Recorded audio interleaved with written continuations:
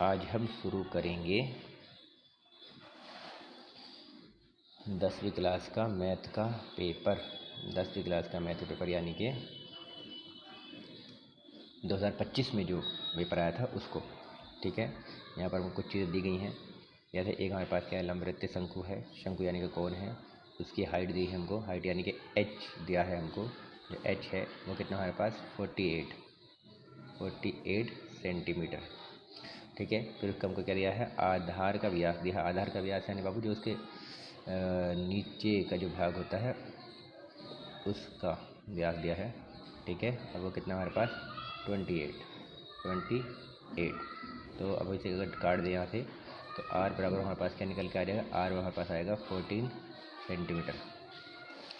अब हम क्या करने वाले हैं, अब हम निकालने वाले हैं यहाँ पर इसका आयतन, क्योंकि इन्होंने आयतन पूछा है। तो बाबू एक सेकंड के लिए अपने मन में विचारो और सोचो, बताओ मुझे आयतन क्या होता है ना।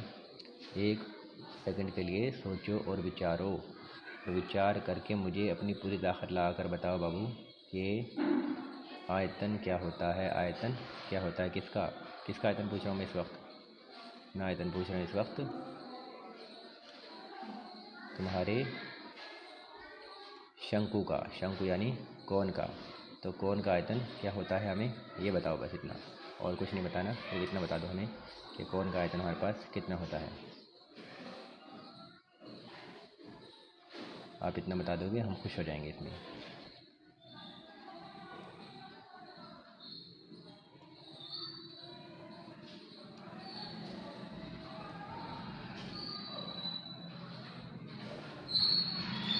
तो बताओ बाबू क्या होता है।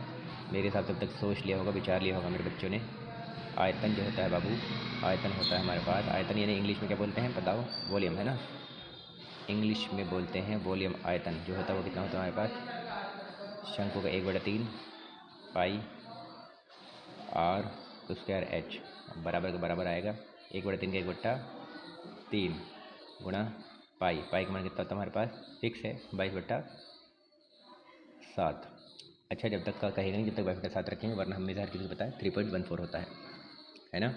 उसके बाद मल्टीप्लाई r की वैल्यू में कितनी दी है 14, मगर यहाँ पे r के सर पे स्क्वायर है तो यहाँ पे कितना होगा 14 मल्टीप्लाई बाई 14।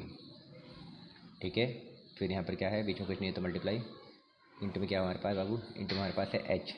तो h की जो वैल्यूज़ होगी वो हमारे पास क्या होगी, वो हमारे पास होगी क्या है, हमें दिया था जो ऊंचाई की दी थी हमको 48। तो हमारे पास h वैल्यू कितनी है 48 है। कितनी है 48 है। ठीक है बाबू। अब देखो यहाँ पर मतलब ये कितना हो जाएगा, 7 बन जा 7 और 7 2 जा 14 बाबू, ये हो जाएगा है ना। मगर 3 से यहाँ पर ऊपर वाला कोई नंबर नहीं कट रहा, तो फिलहाल अभी टेंशन नहीं लेनी है, ऐसे ही इसको लिख देना है बराबर का बराबर। कितने हो जाएगा बाबू, 22 से कम 22। देखो 22 की मल्टीप्लाई करो, 22 से कम 22, 22 दूनी 44। तो ऊपर कितना हो जाएगा, दरअसल इन तीनों को कर देंगे मल्टीप्लाई तो 44 हो जाएगा। फिर बीच में मल्टीप्लाई, यहाँ पर 14, यहाँ पर कितना हमारे पास 48 है। यहाँ पर हम कितना लिख देंगे 14 और गुणा में यहाँ पर कितना लिख देंगे 48। ठीक है, फिर बट्टे में बाबू कितना आएगा, बट्टे में हमारे पास आएगा कितना 3। ठीक है, बराबर का बराबर। अब हमें कुछ नहीं करना बाबू, इन सब की मल्टीप्लाई कर देनी है। इन तीनों की मल्टीप्लाई करके जो भी आएगा हमको यहाँ पर लिख देना है, यहाँ पर लिख देना है। ठीक है, बट्टे में कितना रख देना है 3 रख देना है। ठीक है, और दैट इज़ अवर आंसर है ना, वो हमारा क्या होगा आंसर होगा। और ये हम आयतन निकाल रहे हैं तो सब कुछ अगर सेंटीमीटर में दिया तो यहाँ पे क्या आएगा, सेंटीमीटर कितनी आएगी हमारे पास, क्यूब आएगी। क्या आएगी, क्यूब आएगी। ठीक है, तो इस तरह से ये सवाल होगा। अगर आप चाहते हो कि आप 2020 से लेकर 2025 तक के सारे मतलब MCQ भी और क्वेश्चन भी सारे सॉल्व करो जो बोर्ड में आए हुए हैं, किसी मॉडल पेपर के नहीं, जो बोर्ड में आए हुए हैं, तो आप मेरे चैनल से जुड़ सकते हो। हम आपको यूपी बोर्ड के सारे क्वेश्चन 1 बाय 1 पढ़ाएंगे, ना कि करके दिखलाएंगे। करके दिखलाने का मतलब कि कर दिया समझ में आया तो अच्छी बात, नहीं आया तो उससे भी अच्छी बात। ठीक है, मगर ऐसा कुछ नहीं है, हम आपको करके दिखलाएंगे, समझाएंगे। ये बाबू एक मैं पहली वीडियो बना रहा हूँ इसलिए ज़्यादा स्पेस नहीं बचा था, है ना। मगर नेक्स्ट वीडियो में मैं आपका थोड़ा सा ध्यान रखूँगा कि आपको मल्टीप्लाई भी करके दिखला सकूँ।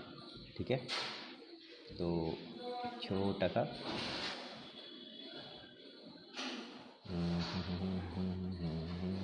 थैंक यू है ना, धन्यवाद।